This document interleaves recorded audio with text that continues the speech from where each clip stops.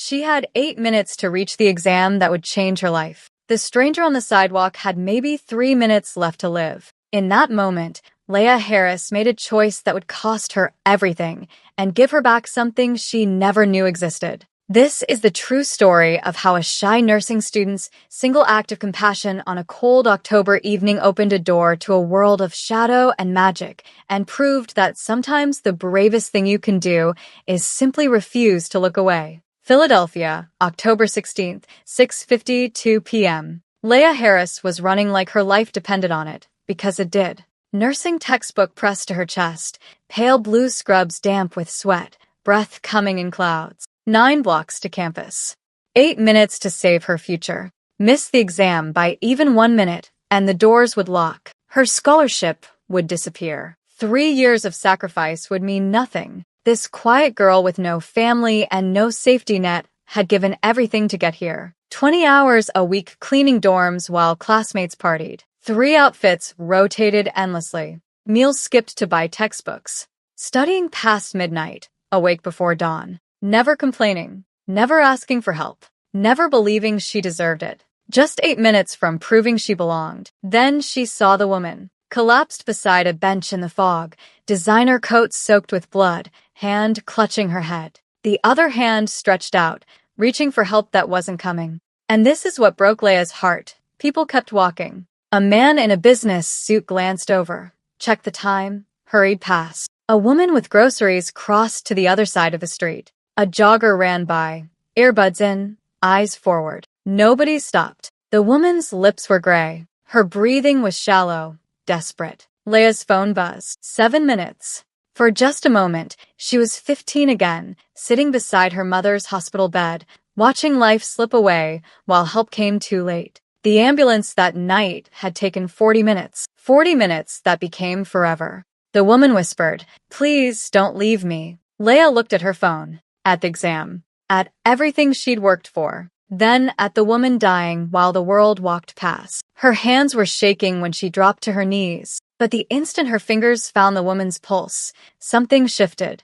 The fear fell away. Training rose up, airway clear, bleeding controlled, pulse weak but steady. Her textbook tumbled into a puddle, pages soaking. She didn't even notice. The air around her grew strange, cold and electric, like a storm about to break. In the fog, something moved. Watching. She didn't know the woman was Margaret Ward, whose name graced hospital wings across the city. Didn't know she'd just intervened in something far older than medicine. Didn't know this one choice, this moment of refusing to walk past suffering, would unravel a conspiracy, awaken a dormant power, and draw the attention of a king who ruled in shadows. But first, she had to lose everything she'd worked for. The ambulance arrived 11 minutes later. By then, her exam had started. The doors had locked. Her future had slipped away like water through her fingers.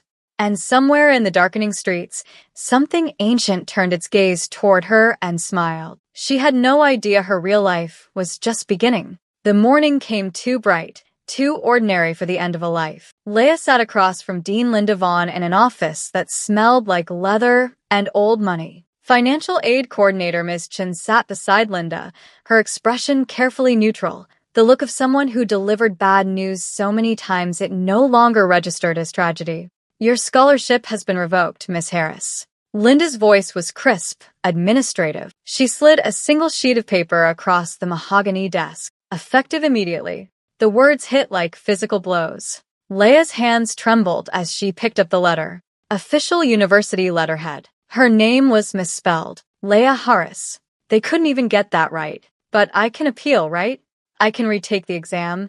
I can explain what happened. There is no appeal process for missed examinations. Linda folded her hands, rings glinting. The policy is clearly stated in your enrollment agreement. A woman was dying, so you've said. Linda's expression never changed.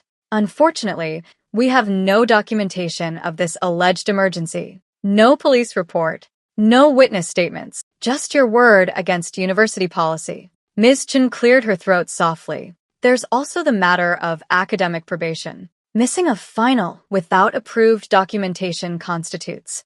I know what it constitutes. Leah's voice cracked. She hated how small she sounded. How desperate. Please. I've worked 3 years for this. I have loans. I have nowhere to go. If I drop out now, I'll spend the next decade paying back money for a degree I'll never finish. Linda stood, smoothing her skirt. Then I suggest you make better choices in the future. This meeting is concluded.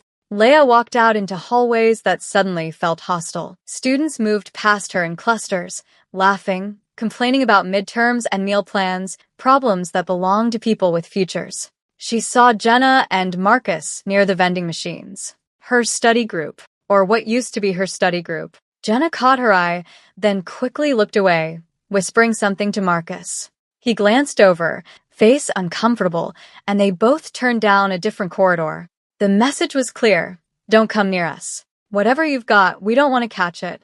By noon, 3 people had unfriended her on social media. By 1, her group chat had gone silent. By 2, she understood. She was the girl who'd thrown away her future for a stranger. And in a program where one wrong move could derail everything, no one wanted to be associated with that kind of reckless compassion. The studio apartment was exactly as she'd left it. Cramped, dim, smelling faintly of the Chinese restaurant downstairs. A twin mattress on the floor, textbooks stacked like makeshift furniture, walls so thin she could hear her neighbor's television through the plaster. Leia sat on the edge of the bed, still wearing yesterday's blood-stained scrubs. She hadn't had the energy to change, hadn't had the energy to do anything but stare at the eviction notice already tucked under her door. 2 months late on rent, and now no scholarship check coming to bridge the gap. Was I stupid? The question circled her mind like a vulture. Was saving her worth this? She didn't even know the woman's name. Didn't know if she'd survived the night, if the ambulance made it in time, if any of it had mattered. Maybe she'd destroyed her life for nothing. Maybe the woman had died anyway, and Leia had just made the world's most expensive, meaningless gesture. Her phone buzzed. A text from the university bursar's office. Outstanding balance, $43,847. Payment due within 30 days. She lay back on the mattress and stared at water stains on the ceiling until they blurred. 12 miles away, in a private suite at Pennsylvania Hospital, Margaret Ward opened her eyes. The room was all shadow and silk. Heavy curtains blocked the afternoon sun. Monitors beeped softly, but the medical equipment seemed almost decorative. Nothing was hooked up to her anymore. The head wound that should have killed her was reduced to a thin pink line across her temple. The girl? Margaret's voice was rough, barely a whisper. Where's the girl with gentle hands? Beside her bed, a figure stirred. Valdrin Arthelian rose from the chair like smoke taking form, tall, impossibly elegant, dressed in a dark coat that belonged to another century. His face was beautiful in the way broken glass is beautiful, sharp, dangerous, arresting. And his eyes burned faint red in the dim light. You're awake. His voice carried the weight of centuries. That's unexpected. Margaret's fingers found his hand. Her skin looked paper-thin against his marble pallor. She saved me. That mortal girl. I felt her hands, Valdrin. So gentle, so certain. Her eyes, still clouded with medication, searched his face. Where is she? Valdrin's jaw tightened. You should not have survived that wound, Margaret. The blade was iron, laced with rowan ash. It was meant to sever your bond to me, to kill you beyond my reach. He moved to the window, pulling the curtain back just enough to look out at the dying light. A mortal interfered with a death that was already written. She touched you. She touched my magic. And she felt nothing, sensed nothing. His voice held something between wonder and anger. She shouldn't exist. You have to find her. Margaret struggled to sit up. She saved my life, and she doesn't even know what she disrupted. If the council learns a mortal rewrote fate, I know. Valdrin's reflection in the glass looked carved from ice. They'll want her eliminated. Or worse, they'll want to use her, then protect her. He turned, red eyes blazing. She's mortal, Margaret. She doesn't belong in our world. The kindest thing would be to let her forget this ever happened. She won't forget. Margaret's voice was soft but certain. I saw her face, Valdrin. She chose me over her entire future. That kind of heart doesn't forget. She paused. And you're already curious. I can tell. Valdrin said nothing, but his silence was not enough. Find her, Margaret whispered, exhaustion pulling her back under. Before someone else does. Night fell over Philadelphia like a shroud. Leah lay in her darkened apartment, tears drying salt tracks on her face. She'd cried for an hour, ugly, shoulder-shaking sobs that left her hollow. Now she just felt numb. No one will ever help me the way I helped that stranger, she thought. That's not how the world works. She closed her eyes, pulling the threadbare blanket up to her chin. Outside her window, on the rusted fire escape, shadows gathered thicker than they should. The temperature dropped 10 degrees in an instant. Frost formed on the glass in delicate, impossible patterns. And in the darkness, a tall silhouette appeared, standing perfectly still, watching the girl who'd rewritten fate without knowing it, the girl who'd touched something she shouldn't have been able to touch. Valdrin Arthelian tilted his head, studying the sleeping mortal through the window. Her face was streaked with tears. Her hands were still faintly stained with Margaret's blood. And in the threads of fate that only he could see, light pulsed around her like a heartbeat. Impossible. He should leave. Walk away. Let the mortal world swallow her back up and forget this ever happened. But he didn't move. And when Leia's breathing finally evened into sleep, the Vampire King remained on her fire escape, standing guard over the girl who'd just destroyed his carefully ordered world with a single act of mercy. The knocking came at midnight. 3 sharp raps that pulled Leia from shallow sleep. She sat up, disoriented, heart hammering. The digital clock on her phone glowed exactly at 12 o'clock exactly. The knocking came again, precise, patient, wrong. No one knocked at midnight. Not in this neighborhood.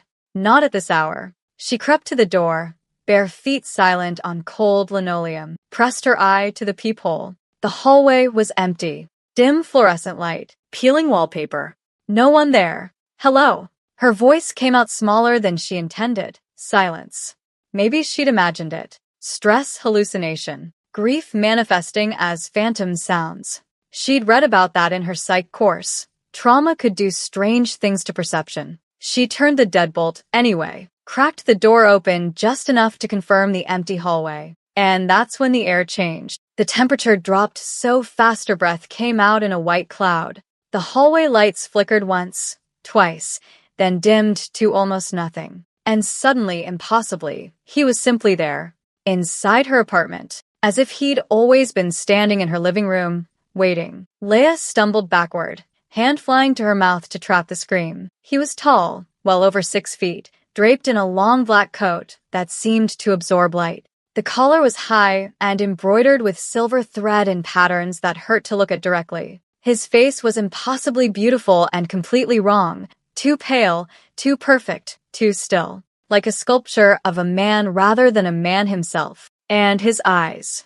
They glowed faint red in the darkness, catching the dim light like an animal's. You. Leia's back hit the wall. How did you? The door was locked. His voice was deep, accent unplaceable, old. Yes. Get out. She groped for something, anything. Her hand closed around a textbook. Get out or I'll scream. You won't. He didn't move, but somehow the space between them felt smaller. You're frightened, but you're not stupid. You know screaming won't help. He was right. Her neighbors wouldn't come. They never did. What do you want? She held the textbook like a weapon, knowing how absurd it was. I don't have money. I don't have anything worth stealing. I'm not here to rob you, Miss Harris. He tilted his head slightly, studying her. I'm here because you saved someone bound to me. Someone who should have died on those cobblestones 2 nights ago. Leia's breath caught. The woman, Margaret. Is she alive? Because of you. He took a single step forward. The lights flickered again, and suddenly he was directly in front of her. Too fast, impossibly fast, the space between them erased in a blink she hadn't seen. Leia pressed herself against the wall, textbook clutched to her chest. What are you? Curious. A faint smile touched his lips. Humorless. That's not usually the first question. Then what is? Usually they're too busy screaming. The casual way he said it made ice crawl down her spine. This wasn't a stalker. This wasn't a thief. This was something else entirely, something that didn't follow the rules she understood. I'll ask you once, Miss Harris, and I expect the truth. His red eyes held hers, unblinking. Why did you help her? You knew what it would cost you. 8 minutes from your exam, your scholarship, your future. Why did you stop? Leia's hands were shaking so badly the textbook nearly slipped. But she met his gaze. Because nobody else did. Silence. He stared at her for a long moment, something shifting behind those burning eyes. That's all? No heroic impulse? No savior complex? Just because no one else stopped. She was dying. Leia's voice steadied, anger cutting through fear. What was I supposed to do? Take a picture and keep walking like everyone else? Yes. The word was soft, certain. That's exactly what you should have done. Well, I didn't. No. He moved closer, and the air between them began to hum, not sound, but pressure, like standing too close to a power line. You didn't. He reached out slowly, deliberately, as if approaching a wild animal. His fingers closed around her wrist, and the world shattered. A battlefield under a blood-red moon, bodies everywhere, twisted and broken, magic crackling through the air like lightning. And him, younger somehow, desperate, kneeling beside a woman with silver hair, her throat torn open, her hand reaching for his face as she died, whispering words Leia couldn't hear. Leia crashed back into her body with a gasp, knees buckling. She would have fallen if he hadn't caught her, one hand steady at her elbow. What? She couldn't breathe. What was that? What did you do to me? But he was staring at her wrist where he'd touched her, eyes wide with something between shock and fear. You saw it. It wasn't a question. You saw my past. I don't know what I saw. Impossible. He released her so fast she stumbled. He was pacing now, predatory, agitated. Mortals can't see the threads. They can't touch fate. It's not possible. I don't understand. By touching Margaret, you touched my world, Miss Harris. He stopped at the window, silhouetted against the city lights.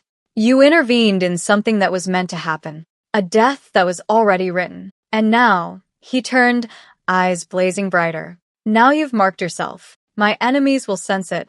They'll come looking for the mortal who disrupted destiny. Your enemies? Leia's voice was barely a whisper. What are you talking about? Who are you? He studied her for a long moment, then almost gently. I am Valdrin Arthelian, and you, Leia Harris, should have let Margaret die. I would never. I know. Something like regret flickered across his face.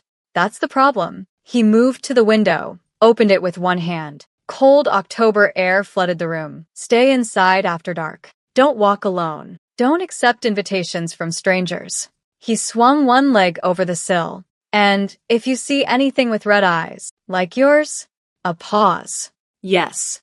Like mine, run. Wait. Leia stepped forward. You can't just break into my apartment, tell me I'm in danger, and leave. But he was already gone, simply gone, dissolving into shadow and mist that scattered on the wind. Leia stood at the open window, staring out at the empty fire escape, heart pounding so hard she thought it might crack her ribs. A stress dream. Had to be. Trauma-induced hallucination. There was no man, no impossible speed, no visions of battlefields and blood moons. She closed the window with shaking hands, locked it, backed away. Then she saw it, on the door frame, exactly where his hand had rested when he caught her from falling, a scorch mark, black, still smoking faintly. The wood burned in the perfect outline of long, elegant fingers. Leia touched it with one trembling finger. The wood was warm. She looked at her wrist, where he'd gripped her. No mark, no burn.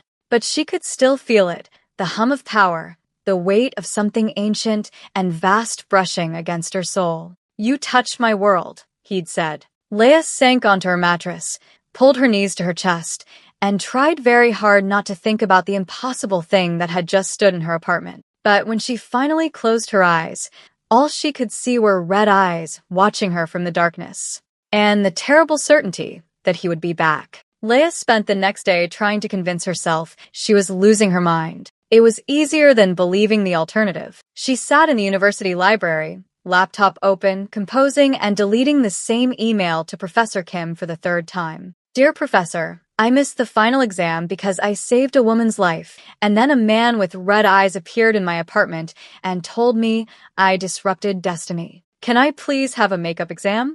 Delete. Dear Professor, I know I missed the exam. I'm willing to do anything, extra credit, alternative assessment, anything, to make up for it.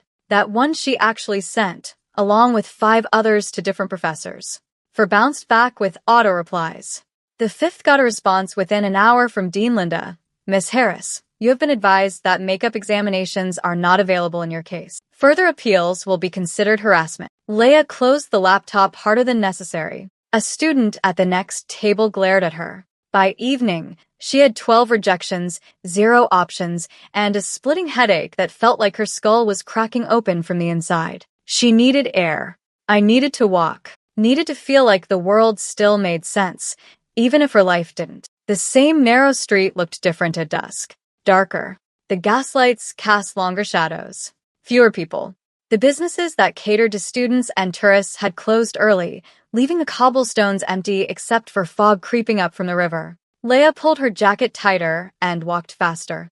That's when she felt it, the sensation of being watched. Not paranoia. Not imagination. The same electric wrongness she'd felt the night she saved Margaret. She glanced over her shoulder. 2 men stood beneath a flickering street lamp 20 feet back. They hadn't been there a moment ago. Tall, dressed in dark clothes that seemed to blend with shadow. Their faces were pale, too pale, and their eyes reflected the lamplight like mirrors.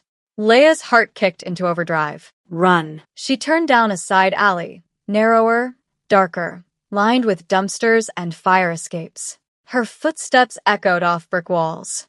Behind her, she heard nothing. No footsteps. No breathing. Somehow that was worse. Little mortal. The voice came from directly behind her.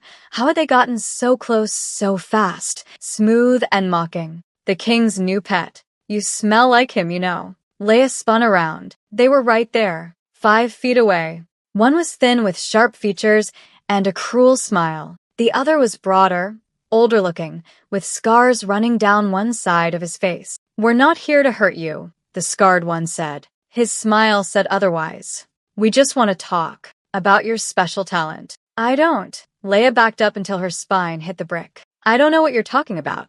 No. The thin one tilted his head. The king visited you last night. That makes you interested. That makes you valuable. Elder Corvin has questions, Scarred said, moving closer. You're going to come with us and answer them. No. Leia's hand closed around the pepper spray on her keychain. Useless, probably, but it was something. Stay back. They laughed. And then they moved, faster than her eyes could track, faster than thought. The thin one was suddenly there, hand clamping around her wrist like a vice, cold as ice, strong as iron. Don't make this stiff. The world exploded. Underground tunnel, walls dripping with moisture. Fire everywhere, purple and terrible, consuming everything it touches. The thin vampire screaming, flesh turning to ash, bones crumbling, eyes burning out of his skull as he claws at the air, and nothing. Leia screamed. The vision slammed into her like a physical blow. She saw it all. His death, every agonizing second of it, felt his terror as if it were her own. The thin vampire recoiled, releasing her wrist, stumbling backward with wide eyes. What did you? He stared at his hand. What did you do? She saw something. Scarred grabbed his companion's shoulder. What did you see, girl? Leia couldn't speak. Couldn't breathe. The vision still clung to her like smoke, choking, overwhelming. She sank to her knees on the filthy cobblestones, hands pressed to her temples. Tell us what you saw. Scarred lunged forward, and the air detonated. Purple light erupted between Leia and the vampires, brilliant and terrible. Power crackled through the alley like lightning, raising every hair on her arms. The temperature plummeted. Frost spread across the brick walls in crystalline patterns. Valdrin Arthelian appeared from nothing, standing between Leia and her attackers, his coat billowing in a wind that came from nowhere. His hands were wreathed in purple fire, the same fire from her vision, and his eyes burned red as coals. Touch her again, he said softly, and I'll make sure your death takes hours instead of seconds. The thin vampire hissed, fangs bared. Actually bared. Leia could see them now, impossible and real. She belongs to Corvin now. He called dibs on the fate-sighted. He didn't finish. Valdrin moved his hand in a sharp gesture. Purple fire leaped forward, wrapping around the thin vampire like serpents. He screamed, the same scream from Leia's vision, as the flames consumed him. Flesh to ash, bones to dust. In 3 seconds, There was nothing left but a scorch mark on the cobblestones. The scarred vampire bolted. He made it 10 feet before Valdrin raised his other hand almost casually. The vampire froze mid-stride, body rigid, eyes wide with terror. Valdrin closed his fist.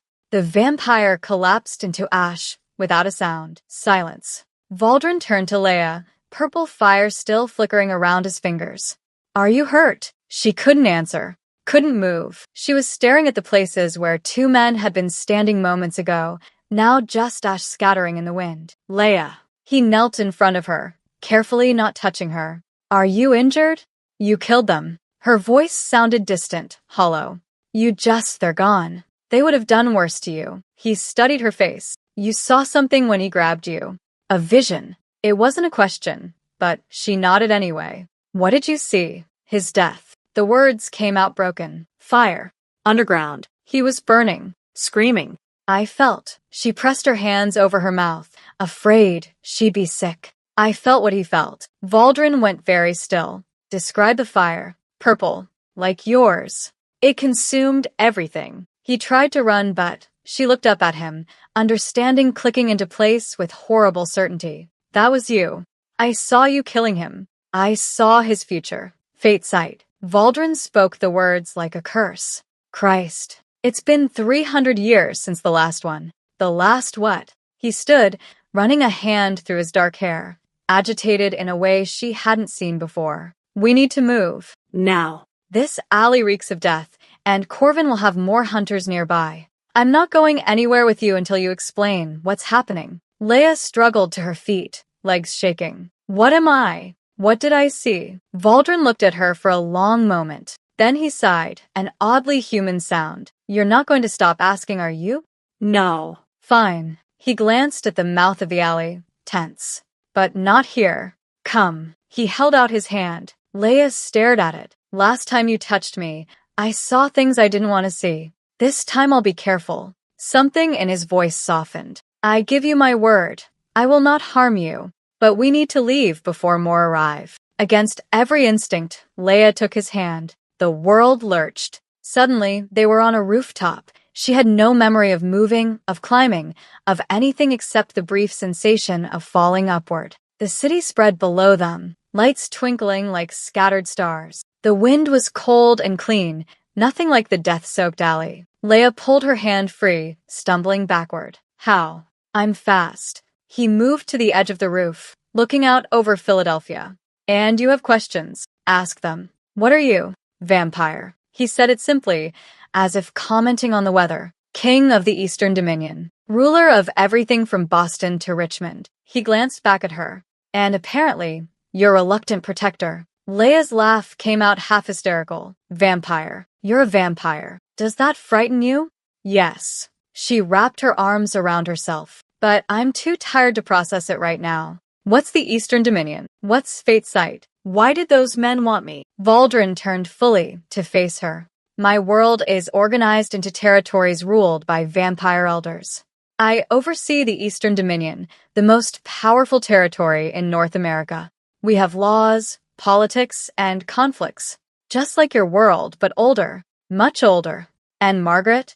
"My mortal companion. Humans who serve vampires in exchange for protection, wealth, extended life." His expression darkened. "Margaret was attacked by agents of Elder Corvin, a rival who wants my territory. The blade was designed to kill her beyond my ability to heal. Her death was written in the threads of fate, inevitable, unavoidable. Until I stopped it.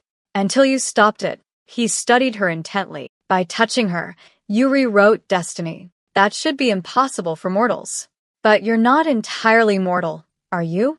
You have fate sight, the ability to see possible futures, to perceive the threads that connect cause to consequence. It's incredibly rare. Dangerous." Leia's head spun. "So those men wanted to what? Use me? Kill me? Both, probably. Corvin would want to weaponize your ability, force you to show him paths to power, futures where he rules." Valdrin's voice went cold. "Or he'd eliminate you to prevent me from having the same advantage." "This is insane." "Yes." He almost smiled. "Welcome to my world." "I don't want this." Leia's voice cracked. "I just wanted to help someone. I just wanted to finish school and have a normal life. I know. Something like sympathy crossed his face. But normal ended the moment you touched Margaret. The supernatural world knows you exist now. And they won't stop coming. Then what do I do? Valdrin met her eyes. You let me protect you. Or you die. No. Valdrin raised an eyebrow. No. I don't want your protection if it means more people die. Leia's hands were still shaking, but her voice was steady. You killed those men. Vampires. People, and I don't want that blood on my hands. They weren't people. Not for 2 centuries. Valdrin's tone was patient, almost gentle. And they weren't innocent. They've killed dozens, maybe hundreds. They were sent to hurt you. That doesn't make it right. It makes it necessary. He stepped closer. You saw his death in the threads, Leia. That vision wasn't a possibility. It was a certainty. Those who died tonight were already dead the moment they decided to touch you. The words should have been comforting. They weren't. I need to go home. Leia moved toward the roof's edge, then realized she had no idea how to get down. I need to think. Not yet. Valdrin's voice stopped her. There's someone who wants to meet you. Someone you saved. The hospital wing was unlike anything Leia had seen before. They'd arrived through a side entrance. Employees only, guarded by men in expensive suits who'd nodded at Valdrin and pretended Leia didn't exist. The elevator descended 3 floors below ground, opening into a corridor lined with mahogany paneling and oil paintings. Candlelight, not fluorescent. Silk wallpaper instead of institutional beige. This is a hospital? Leia whispered. For those who can afford privacy. Valdrin guided her to a door at the end of the hall. And secrecy. He knocked once, then opened it. The suite was warm, softly lit by dozens of candles. Margaret Ward sat propped against silk pillows, looking far better than someone who'd been dying on a sidewalk 3 days ago. The gash on her temple was barely visible, a thin pink line that should have been stitched, should have been severe. When she saw Leia, her face transformed with genuine warmth. You. Margaret reached out both hands. Come here, child. Let me see you. Leia approached hesitantly. Margaret took her hands, studying her face with bright, assessing eyes. You have gentle hands, Margaret said softly. I remember that. Even when I was dying, I remember thinking, these are healing hands. She squeezed gently. Thank you for saving my life. I just did what anyone should have done, but no one else did. Margaret glanced at Valdrin. That's what makes her special. That's what makes her dangerous, Valdrin corrected, but his tone was fond. Margaret laughed, rich and warm. Same thing in our world. She patted the bed beside her. Sit. Talk to me. Valdrin tells me you're a nursing student. Was. The word tasted bitter. I missed my final because of, she gestured vaguely. Because of you. I lost my scholarship. Then we'll fix it. Margaret said it like it was already decided. I know people on the board. I'll make some calls. I don't want charity. It's not charity. It's payment. Margaret's eyes were sharp despite her warm tone. You saved my life, Leia. That debt doesn't disappear just because you're too proud to accept help. Leia found herself smiling despite everything. You're stubborn. So are you. Margaret smiled back. We're going to get along beautifully. They talked for an hour, about nursing, about Philadelphia, carefully avoiding vampires and fate, and the impossible things that had happened. It felt almost normal, almost human. As they were leaving, Margaret caught Leia's wrist gently. You could be more than just a nurse, you know. With your gift, you could be a bridge between their world and ours. She glanced at Valdrin. God knows we need one. 50 feet below the city, in a chamber carved from bedrock centuries ago, Elder Corvin paced before a council of shadows. He was tall and rail-thin, with silver hair pulled back tight and eyes that burned cold blue instead of red. Ancient, powerful, and furious. He let a mortal rewrite destiny. Corvin's voice echoed off stone walls. Valdrin's companion should be dead. The girl should have been eliminated the moment she interfered. Instead, the king protects her. The girl has fate sight, a voice murmured from the darkness.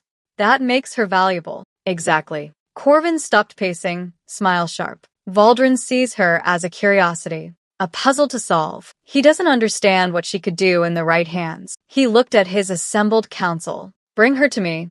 Alive. I want to see these threads of fate for myself. And if Valdrin interferes? Corvin's smile widened. Then we'll see if the mighty king chooses territory over a mortal girl he's known for 3 days. My guess? He'll let her go. He always chooses duty over sentiment. And if he doesn't, then we'll have found his weakness.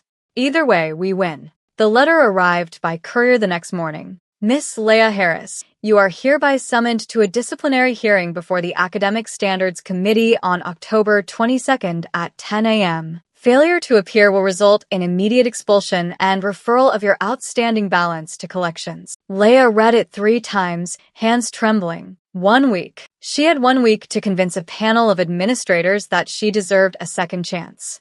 Her phone buzzed. Unknown number. How did you get my number? She answered. I'm a vampire king. I can get anything. Valdrin's voice was dry. You received the hearing notice. How did you? I have eyes everywhere. Don't panic. I can fix this. How? I'll attend the hearing. Apply a little pressure. They'll reinstate your scholarship and apologize profusely. No. The word came out sharp. Silence on the other end. No. Valdrin repeated. If you steal my future for me, it won't really be mine. Leah stared at the letter. I need to win this honestly. Otherwise, I'm just another person you've compelled. You're being ridiculous. Maybe. But it's my choice. She paused. Can you help me another way? How? Teach me to control these visions. If I can't touch people without seeing their deaths, I can't be a nurse anyway. Another pause. Then, quietly, meet me tonight. Rooftop where we talked. Midnight. He hung up before she could respond. The training was brutal. Valdrin brought objects. Keys, coins, a watch. Each one touched by someone with a strong future. Leah learned to brush them lightly, to catch just the edge of the vision before pulling back. Most times she failed, drowning in futures she didn't want to see. But slowly, over hours, she got better. Good, Valdrin said as she successfully touched his coat without collapsing. You're learning control. It hurts, Leah admitted. Like my brain is being ripped open. It will get easier. Fate's sight is a muscle. You have to train it. She looked at him, really looked in the moonlight. Why are you helping me? He was quiet for a long moment. Because 3 centuries ago, I failed to protect someone with your gift. She died because I was arrogant enough to think I could control the future. His red eyes met hers. I won't make that mistake twice. 3 blocks away, in the shadows across from Leah's apartment building, a figure watched. Young, pale. Eyes reflecting streetlight. He pulled out a phone, typed quickly. The fate-sighted girl walks without guards. Building unsecured. Easy target. The response came immediately. Wait for my signal. Corvin wants her alive. And he wants the king to watch us take her.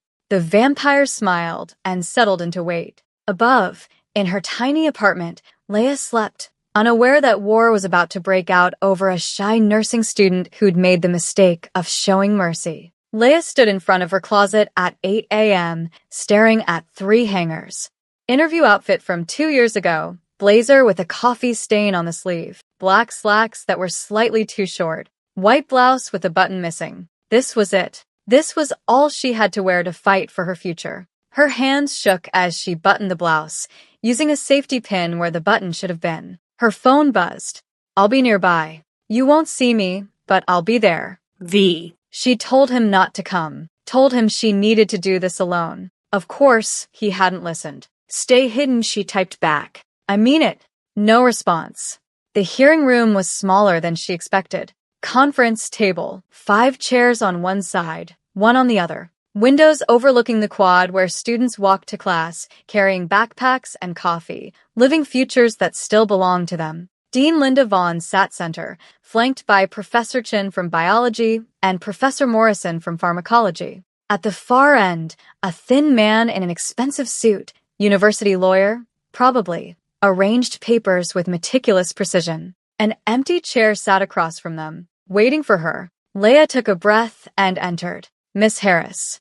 Linda's voice could have frozen water. Sit. Leah sat, back straight, hands folded in her lap to hide the shaking. This hearing will determine whether you remain enrolled at this institution. Linda adjusted her glasses. You missed a critical examination without approved documentation. You failed to provide any verifiable evidence for your claimed emergency. And your scholarship status is under review for violation of attendance requirements. I understand. Do you? Professor Chen leaned forward. Because from where I'm sitting, you made a choice. You chose to play the hero instead of honoring your commitment to this program. I chose to save a woman's life. A woman whose name you don't know, whose injury you can't verify, whose very existence you can't prove. The lawyer spoke without looking up from his papers. Convenient. Leia's jaw tightened. Her name is Margaret Ward. I found her bleeding at a bus stop on Market Street. She had a head wound, probable concussion, loss of consciousness. I stabilized her until paramedics arrived at approximately 7:13 p.m. And yet you have no documentation, no witness statements, no police report. Linda's smile was thin. Just your word.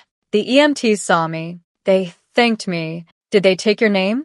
Leia hesitated. I don't think so. I ran to campus immediately after. So, we have an unverifiable story about an unconfirmed emergency use to excuse a missed examination. Linda folded her hands. Miss Harris, this university has standards. If we made exceptions for every student with a compelling excuse, those standards would be meaningless. This isn't an excuse. It's the truth, your truth, which may or may not align with reality. Professor Morrison spoke for the first time, voice heavy with disappointment. We've seen this before. Students who freeze under pressure, who sabotage themselves, then create elaborate justifications. I didn't sabotage, didn't you? Linda leaned forward. You've struggled in this program, Miss Harris. Barely passing grades. Working excessive hours. Classic signs of someone in over their head who needed a way out. That's not. The committee's recommendation is dismissal from the nursing program and revocation of scholarship funding, effective immediately. The lawyer finally looked up. Your outstanding balance of $43,847 will be referred to collections within 30 days. The words hit like bullets. You can't do this.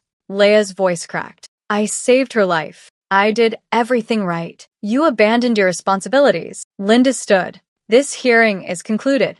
The doors burst open. Margaret Ward swept into the room like a queen entering court. She wore an elegant navy suit, her silver hair perfectly styled, the injury on her temple barely visible beneath makeup. Behind her, two men in dark suits, bodyguards, Leia realized, though they looked human enough, flanked her with quiet menace. Linda went pale. Mrs. Ward, this is a close. This is a farce.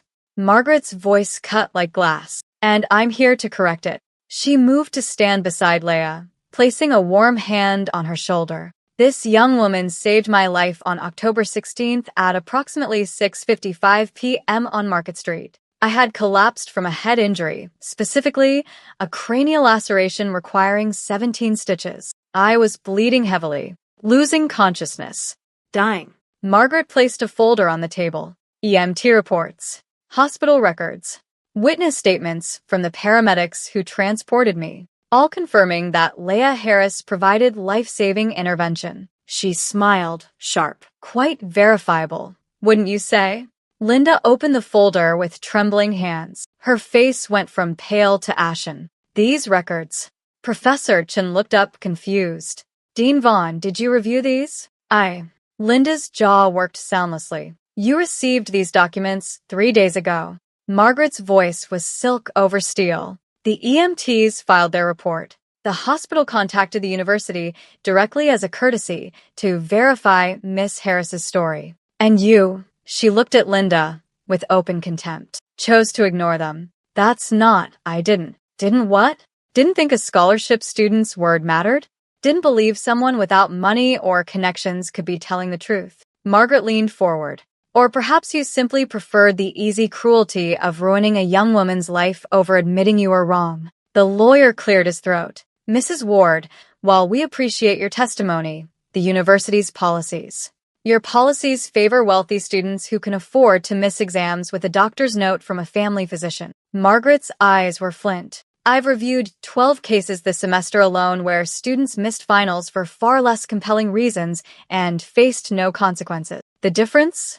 Their parents write checks with many zeros. Silence. Professor Morrison shifted uncomfortably. Dean Vaughn, is this true? Linda's mouth opened and closed. No sound came out. Miss Harris not only deserves reinstatement, she deserves an apology. Margaret squeezed Leia's shoulder gently. And if this committee cannot provide both, I'll be having a very different conversation with the Board of Trustees, several of whom are personal friends. The threat hung in the air like smoke. The lawyer was the first to crack. Perhaps we were hasty in our initial assessment. If the documentation supports Miss Harris's account, then clearly, she should be allowed to retake the examination with her scholarship fully restored. Margaret's smile didn't reach her eyes. Immediately, Professor Chen nodded quickly. I'll arrange a makeup exam for next week. Monday, Margaret corrected. This has gone on long enough. Monday, Chen agreed. Linda sat frozen, staring at the documents that proved she'd buried evidence, that proved she'd been willing to destroy a student's future out of prejudice or laziness or simple cruelty. This hearing is concluded, the lawyer said quietly. Miss Harris, your scholarship is reinstated. You'll receive formal notification by the end of day. Outside, in the empty hallway, Leia finally let herself breathe. Margaret touched her arm gently. Are you all right? I don't know. Leia's legs felt weak. Thank you. For coming. For all of it. I told you we pay our debts. Margaret smiled warmly. Besides, someone needed to remind them that rules without compassion are just cruelty dressed up as policy. One of the bodyguards murmured something. Margaret nodded. I need to go. But you, she squeezed Leia's hand. You did beautifully. Never doubt that. She swept away, bodyguards flanking her, leaving Leia alone in the hall. Not quite alone. Valdrin stepped from an alcove she could have sworn was empty a moment ago. You won. Margaret won. No. He moved closer. You won when you refused to let me fix it. When you chose integrity over expediency. Something in his expression softened. That took courage. It took stupidity. If Margaret hadn't come, she came because you saved her. Because you earned her loyalty. His red eyes held hers.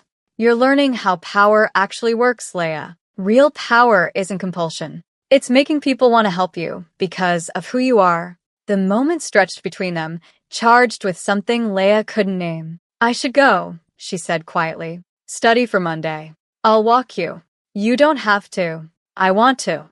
They left through the side exit, emerging into afternoon sunlight that made Valdrin pull his collar higher against his pale skin. 3 blocks away, in the shadows of a parking garage, Elder Corvin watched them through binoculars. He saw the way Valdrin stood too close.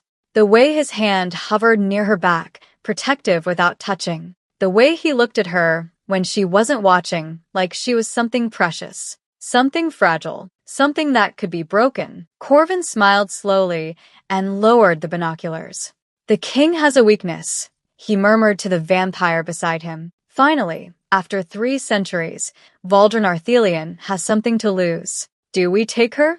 Not yet. Corvin's smile widened. First, we let him get attached. Let him believe he can protect her. Let him fall in love with the idea of keeping her safe. He turned away. Then we rip her away. And we make sure he watches. For 3 days, Leia's life felt almost normal. She studied pharmacology until her eyes burned. Memorized drug interactions and dosage calculations. Met Valdrin on rooftops after midnight to practice pulling visions without drowning in them. Touched objects he brought, a knife, a photograph, a century-old coin, and learned to see just enough of the future without being consumed by it. Better, he said on the 3rd night as she handled his pocket watch without collapsing. You're getting stronger. Or the visions are getting weaker. They're not. His expression was serious. You're learning control. That's rare. Most fate-sided burn out within weeks. What happens when they burn out? Their minds break. They see every possible future simultaneously until they can't distinguish reality from vision. He took the watch back gently. You won't let that happen. How do you know? Because you're too stubborn to break. He almost smiled. I'm beginning to understand why Margaret likes you. The invitation arrived the next morning. Embossed on cream cardstock, Margaret Ward requests the pleasure of your company at the annual Ward Foundation Gala. Saturday, 8 p.m. Black tie. Leia stared at it. I don't own anything black tie. Margaret had anticipated that. A dress arrived 2 hours later, midnight blue silk that probably cost more than Leia's rent. A note tucked inside. Wear this. You've earned a night of feeling beautiful. M. The gala was held at the Bellevue Hotel, in a ballroom that dripped with old money and older secrets. Crystal chandeliers cast warm light over women in designer gowns and men in tuxedos. A string quartet played Vivaldi. Champagne flowed like water. Leia felt profoundly out of place until Margaret found her, resplendent in emerald silk. You came. Margaret linked arms with her. And you look stunning. Come, let me introduce you. For an hour, Leia was swept into conversations with donors and philanthropists, CEOs and socialites. Everyone was wealthy. Everyone was powerful. And as the night wore on, Leia began to sense something else. The cold spots in the room. The guests whose reflections in mirrors seemed slightly delayed. The servers whose eyes occasionally flashed red when they thought no one was watching. Vampires. Dozens of them, moving through the crowd in expensive suits and elegant gowns, playing at being human. And there, near the far wall, watching her with burning red eyes, Waldron, dressed in a black tuxedo that made him look like he'd stepped from another century. He inclined his head slightly. A warning or a greeting, she couldn't tell. This is a neutral ground, Margaret murmured, noticing Leia's awareness. Humans and vampires conduct business here. Make alliances, sometimes even friendships. She squeezed Leia's arm. You're seeing both worlds tonight. Not many humans get that privilege. Then everything went wrong. The mirror.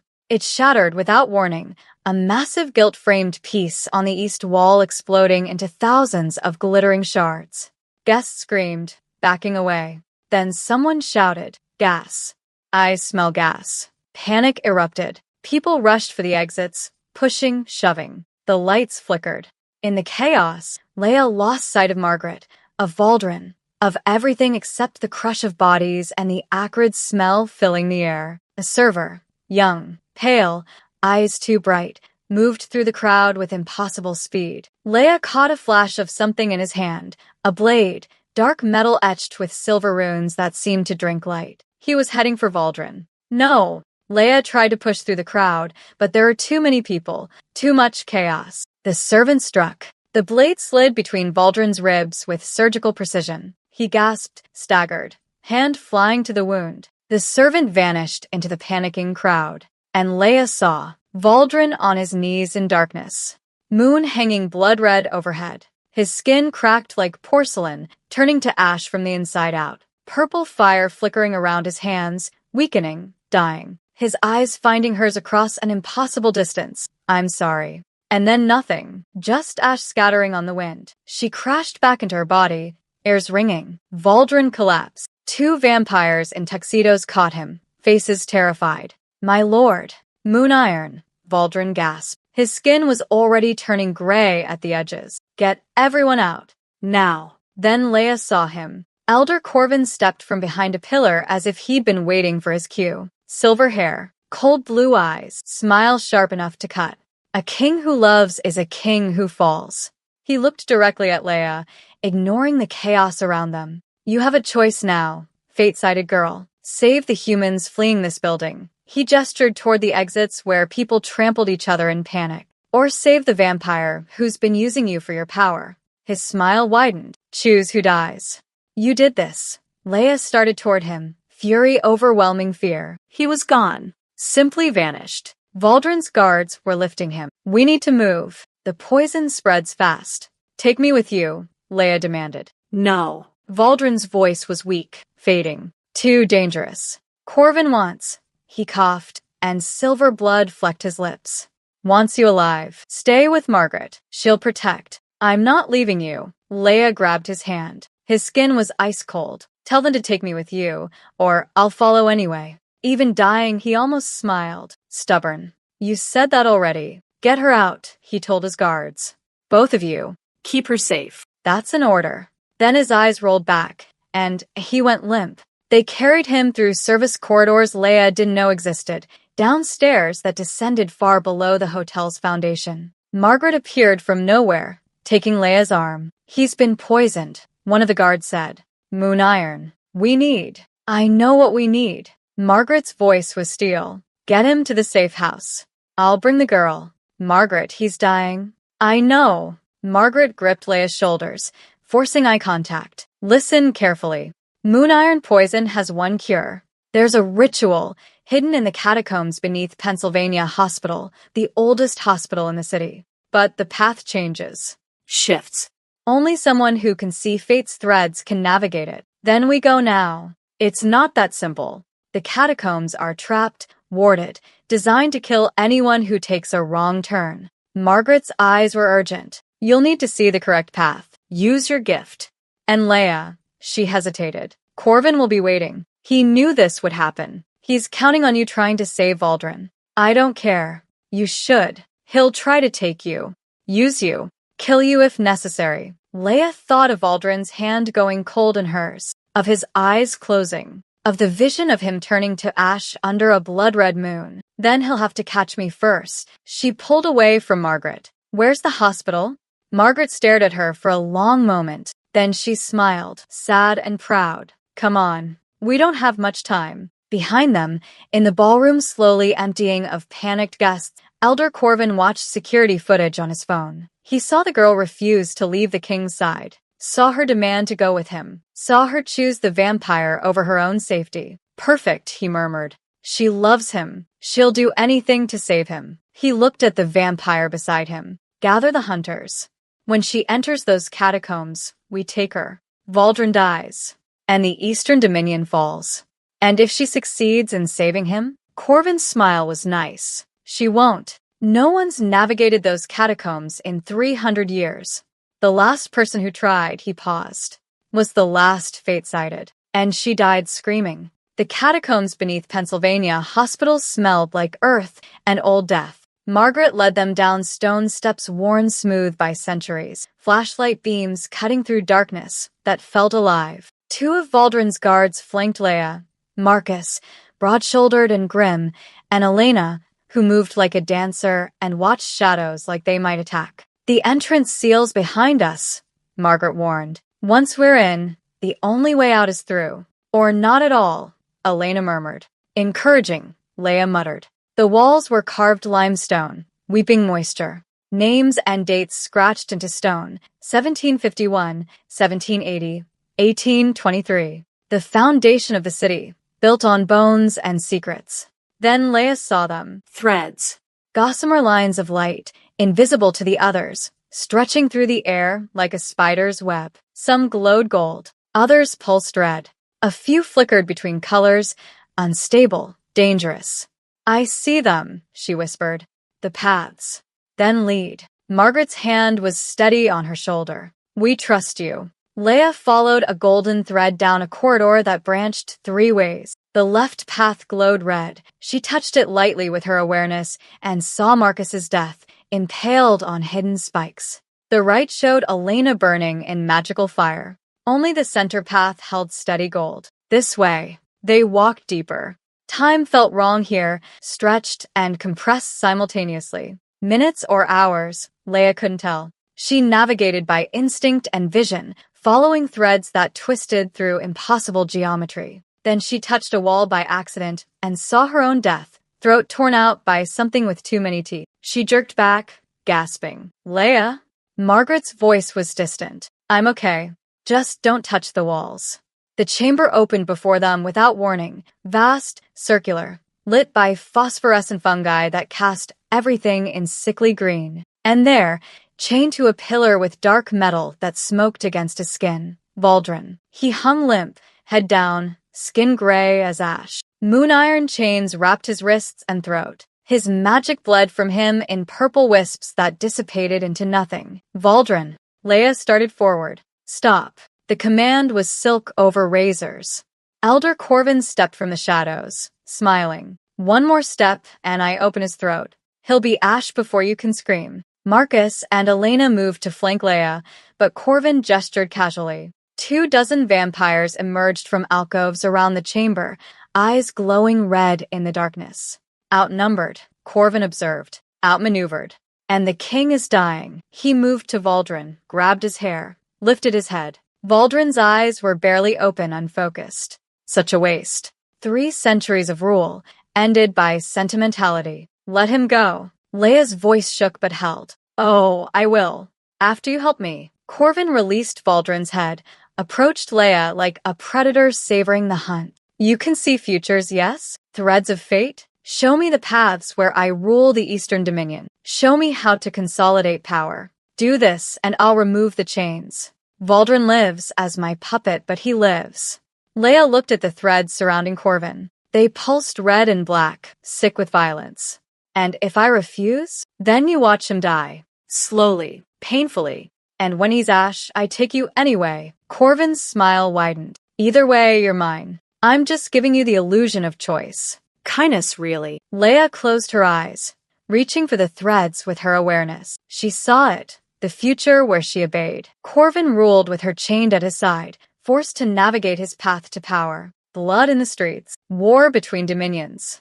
Thousands dead. And Valdrin, broken and controlled, eyes empty of everything that made him who he was. She saw the future where she refused. Valdrin died in front of her. Then her own death, quick at least. Corvin won anyway. Every path ended in darkness. Except there. So faint she almost missed it. A golden thread so thin it was nearly invisible, branching from a choice she hadn't considered. A path that required perfect timing, perfect trust. Let go of fear. Leia opened her eyes. I'll show you. Wise girl. Corvin stepped closer. The path you want is right there. Leia pointed to a spot 3 feet to Corvin's left. Step there. You'll see it. Corvin's eyes narrowed. You think I'm stupid? I think you want power more than you want to be careful. Leia met his gaze. Look at the threads yourself. What do you see? He looked, and his expression changed. Hunger, greed, triumph. He could see something there, some future he wanted desperately. He took the step. The ceiling fractured. A moon iron spike, part of the ancient trap system, fell like a spear thrown by God. It punched through Corvin's chest and pinned him to the stone floor. He screamed, clawing at the metal, blue eyes wide with shock. You. Blood bubbled from his lips. Impossible. You said I could see fate. Leia's voice was cold. I saw yours. Corvin's vampires rushed forward. Marcus and Elena met them with brutal efficiency. The chamber erupted in violence, fangs and claws and magic crackling through stale air. Leia ran to Valdrin. The moon iron chains burned her hands when she touched them, but she held on, seeing the threads around him. With Corvin dying, the curse weakened. She could see it, the exact sequence needed to break the binding. She pulled the chain at his throat first, then his left wrist, right wrist. The metal fell away, clattering on stone. Valdrin collapsed into her arms. Leia, I've got you. She lowered him to the ground, hands shaking. Tell me how to finish the ritual. Tell me how to save you. Can't, too weak. She grabbed his face, forcing him to look at her. I didn't come this far to lose you now. Tell me. His eyes focused barely. My blood. Your blood. Mixed on the ground where the chains fell. Speak my name. My true name. He gasped, magic flickering weakly around his fingers. Valdrin Kale Arthelion, born 1647, Lord of the Eastern Dominion. Say it. Bind us. Leia pulled a piece of fallen moon iron, slashed her palm, then his. Pressed their hands together, blood mingling, dripping onto stone. Valdrin Kale Arthelion, born 1647, Lord of the Eastern Dominion. Her voice rang through the chamber. I bind your life to fate's mercy. I bind your magic to this moment. I bind you to the world, live. The threads exploded with golden light. Power surged through her, through both of them, so intense she thought she'd burn. Valdrin arched back, gasping, purple fire erupting around him. His skin shifted from ash gray to pale marble. His eyes blazed red, bright and fierce. The chamber began to collapse. The stone cracked. The ceiling shuddered. Corvin's body turned to ash, and with it, the ancient wards broke. Valdrin grabbed Leia, pulled her tight against him. Hold on. They moved. The world became a blur of darkness and speed. The wind screamed past. Stones exploded behind them. And then, fresh air. Night sky. They were outside blocks away, standing on a rooftop while the ground shook with the catacombs' collapse. Leia's legs gave out. Valdrin caught her, lowered them both to the roof. You saved me, he whispered, voice rough with wonder. You killed an elder and saved me. Yeah. Leia started laughing, hysterical, exhausted, alive. I did. I really did. He pulled her closer, and for the first time since she'd met him, Valdrin Arthelian smiled. Really smiled. Remind me never to underestimate you again. 3 weeks later, Leia walked out of her makeup exam knowing she'd passed. Not just passed, excelled. The pharmacology questions she'd agonized over for weeks suddenly made perfect sense. Her hands hadn't shaken once. She'd answered every question with the confidence of someone who'd faced down death and won. Professor Chen caught her in the hallway. Miss Harris. Excellent work. Thank you. The university is reviewing some of our policies, making them more equitable. Chen's expression was carefully neutral. I believe Mrs. Ward had some input on that. Leia smiled. She's very persuasive. Indeed. Chen paused. For what it's worth, I'm glad you're still here. The words were small, but they mattered. Her apartment was still tiny, still shabby, but it felt different now. Less like a cage and more like a choice. Margaret had offered to pay for somewhere better. Leia had refused, but accepted help with the overdue rent. Baby steps toward letting people care about her. Her phone buzzed. Rooftop. Midnight. We need to talk. V. She smiled despite herself. 3 weeks of nightly training sessions, of learning to control the visions, of dancing around conversations that neither of them was ready to finish. Tonight felt different. Valdrin stood at the roof's edge, silhouetted against the city lights. He wore his usual dark coat, but something in his posture was less guarded, more human. You passed your exam, he said without turning. News travels fast in the vampire world. Margaret texted me. He glanced back, almost smiling, with 7 exclamation points. That sounds like her. He turned fully to face her. I need to thank you. Properly. In the old way. The old way. Valdrin knelt. Leia's breath caught. A vampire king, ancient, powerful, terrifying, on one knee before a nursing student. You saved my life when I had no right to ask it of you. You killed my enemy when you could have fled. You rewrote fate itself to keep me in this world. His red eyes met hers, burning with intensity. I am in your debt, Leia Harris. By blood and magic and the old laws, I am yours. Get up. Her voice cracked. Please. He rose slowly. There's something else you should know. What? 3 centuries ago, a girl with your gift saved my life. Her name was Elise. His expression turned distant, pained. I was young, arrogant. I thought I could protect her from the enemies her power attracted. I was wrong. They killed her because of me. Because I made her visible. Because I let myself care. He looked at Leia. I swore I'd never let that happen again. Never let my heart tether to a mortal. And now I'm terrified. The admission seemed to cost him. Because I've broken that oath. You're not just someone I protect, Leia. He stopped, searching for words. You're everything I thought I'd never have again. Leia's throat tightened. I'm just a girl who missed an exam. You're the woman who chose mercy over ambition. Who faced down corruption and won. Who killed an elder vampire to save someone she barely knew. He stepped closer. You're not just anything. I never thought I deserved anyone, Leia whispered. Mortal or immortal. I was the quiet girl who worked too hard and disappeared into crowds. Nobody special. Nobody worth. Her voice broke. Worth caring about. You were wrong. Maybe. She met his eyes. But something changed. When I saved Margaret. When I stood up to the board. When I chose to save you instead of running. I started to see myself differently. As someone worth caring about. As someone who gets to make her own choices. Even impossible ones. Valdrin reached into his coat, pulled out a silver chain with a pendant, a crystal that glowed faintly purple. This is a fate bond. Not ownership. Not slavery. Partnership. You remain human, finish your education, live your life. But you also serve as my fate bearer. My advisor in matters of destiny. My equal in supernatural affairs.